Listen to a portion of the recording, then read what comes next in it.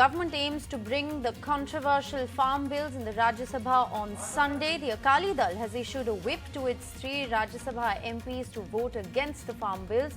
The government lacks the numbers in the upper house and is readying its strategy on the farm bills in the upper house. This is what we're learning from our sources at the moment. The government will need support of parties like the TRS, the YSRCP, as well as the BJD and the AIADMK if it does want to push the controversial farm bills in the Rajya Sabha. What do the numbers really look like? Will the farm bills pass a Rajya Sabha test? That's the big question that we're asking. Of the 245-member upper house, there are 2 vacant seats. The majority mark stands at 122. Currently, for the BJP plus its allies, it's 105.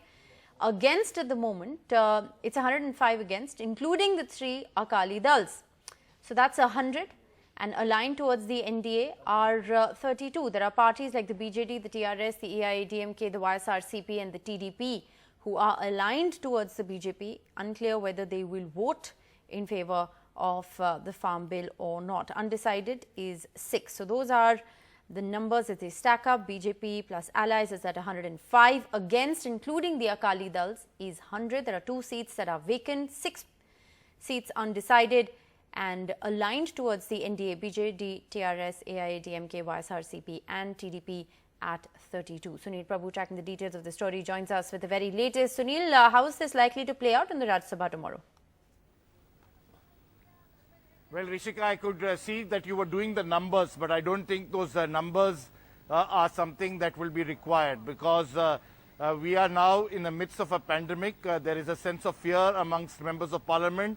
While most political parties, and as you rightly pointed out, are opposed to the farm bills on various grounds, especially from the states of Punjab and Haryana, which will be reflected, the opposition parties will be moving a resolution to send it to a select committee for further deliberations.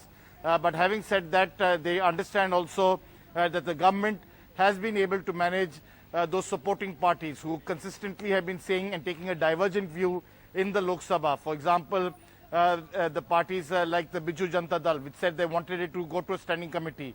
Here in the Rajya Sabha, they expected to give support. Then, of course, the TRS and, of course, the YSR Congress party as well as the AIADMK have come out in support of the government at the centre in terms of the farm ordinances. But nevertheless, I don't see, a crisis tomorrow. They'll be able to push it through.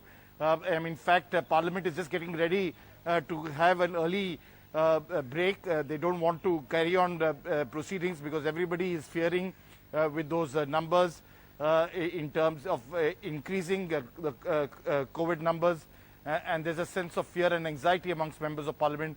And as we speak, an all-party meeting in terms of floor leaders in the Lok Sabha is taking place to try and curtail the Parliament session, at least in the Lok Sabha, then will be reflected also in the Rajya Sabha. So tomorrow, most likely by a voice vote, these 3 bills, despite the opposition, will go through and there won't be much of a hurdle. Right. So, Neil, you've also been reporting on the government's strategy on the farm bills in the Rajya Sabha, the BJP issuing a whip to all its MPs. The sources also indicating to you at the moment that the government is in touch with the Shiv Sena and NCP MPs.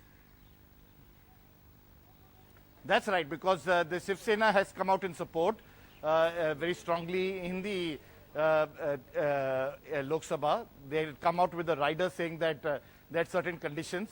I'm not aware about the NCP because, as I said, you won't need to go to that situation. The numbers is not an issue because the government will be able to pull through. But nevertheless, we'll have to wait and see because what's going to likely to happen is a voice vote with the opposition staging a walkout. Given the opposition, many members from both sides, the Treasury as well as the opposition, are not participating. Members like Dr. Manmohan Singh, P. Chidambaram and many others who have stayed away from the Parliament because of the pandemic and there are around close to, in both houses, nearly 100 of them. So this time round, the attempt has been not to seek a division or voting, to get things passed through a voice vote.